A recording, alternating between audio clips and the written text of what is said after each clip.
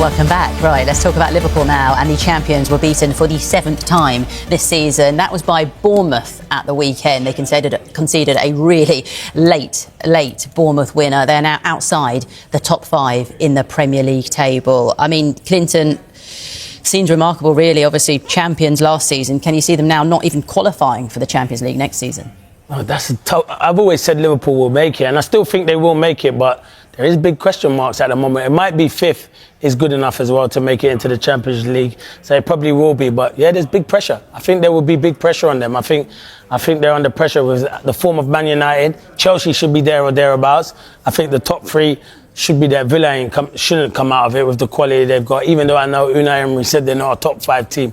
And I totally understand where he's coming from that, but they're overachieving, and I think they've got a bit of a gap at the moment. So there is pressure. You can't... Listen, Bournemouth have not been in the best of forms, but we know how attacking them 2 games are. But I thought Liverpool were poor, making too many mistakes and getting punished at the moment. What about the head coach, Arne Slot, and his position? It's obviously coming under scrutiny now. What happens at the end of the season if they don't qualify for the Champions League? He's gone. I don't care what he did last season. Liverpool, the money they've put the ball in the box, do long throws and cause you problems. Stop telling your team weakness and just find a solution how to fix it. And that is his problem at the moment. I think he talks far too much in the press. And instead of looking at his own team, how they're not performing well enough, and he's under pressure, he wants to question, we can't deal with X. Don't tell teams what you can't deal with. And he's done that the whole season. And credit to Bournemouth. I thought they were outstanding on the day. Yeah, Bournemouth, I mean, Arne Slot has talked about facing a low block as well and struggling against that, but Bournemouth didn't do that. They came at Liverpool like they come at everyone. It does seem incredible, given the money they spent, that, you know, they had Szoboszlai filling in again at right back and Endo playing at centre back, and it's been horrible, particularly injury-wise at the back. Yeah. Well, talking of that, I mean, you mentioned errors that some players made over the weekend. I mean, do you feel like, honestly, minutes and don't make a sub and Bournemouth make it 2? What are you waiting for? Like, Joe Gomez has to come off. What are you waiting for? Make the substitution. Don't be like, okay, well, I'm not saying they're doing that, but we're Liverpool and basically, you know what, out of 10 men, we can hold on. They're against a good Bournemouth team who are very good at home and can score goals. So, yeah, it's frustrating. Listen, I still think Van Dijk is a top defender. He just had an off day. Yeah. Well, that's Liverpool. Manchester City, meanwhile, were back to winning ways after a 2-0 win over Wolves on Saturday, which included a debut for Mark Gay. And after the match, he was reunited with a good friend of his. I knew that was coming.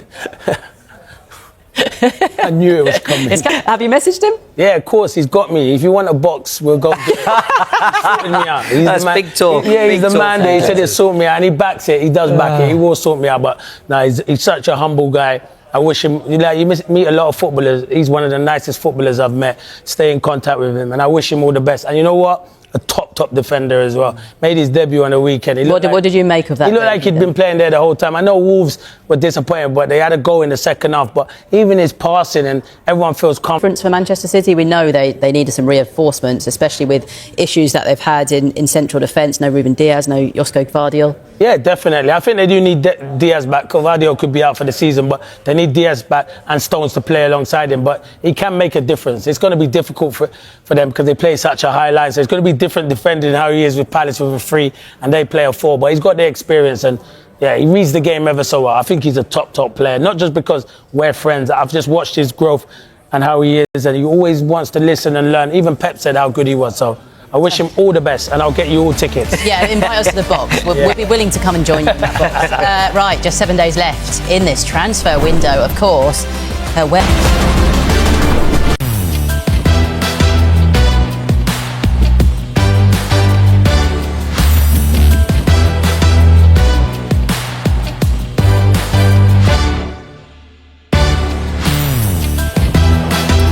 Good evening, welcome along to the Transfer Show. Now, by this time next week, the January window will have closed. So, the race is on to get deals done.